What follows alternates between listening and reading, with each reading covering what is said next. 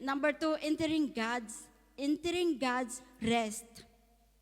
We need to trust the Lord with all our heart and lean on Him so that we can enter His rest, a special kind of rest, even in the middle of difficult circumstances. Amen.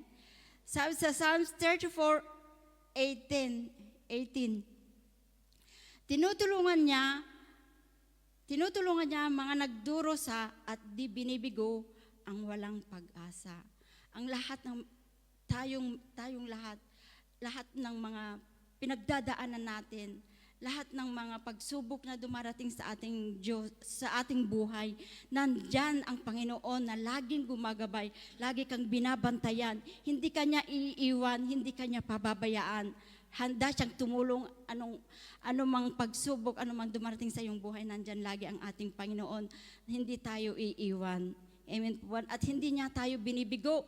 Lahat ng kahilingan natin, kahit ng kahilingan natin sa Kanya, anumang hinihiling mo, kahilingan na hilingin mo sa Panginoon ay Kanyang ipagkakaloob dahil ang Diyos ay tapat sa Kanyang mga pangako. Amen po ba? Nasa conclusion na tayo. Ang conclusion ko po ay, ito po ay, I want to encourage you to trust God completely in every area of your life.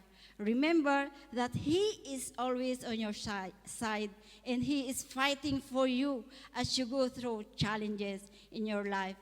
He loves you and has your best interest at all times, and He is close to you when you are hurting the most. Amen? Kaya magtiwala lang tayo, patuloy tayong magtiwala sa ating Panginoon. Huwag tayong tumingon sa likod at kaliwa. Patuloy lang tayong magtiwala sa Kanya para tayo hindi maligaw ng landas.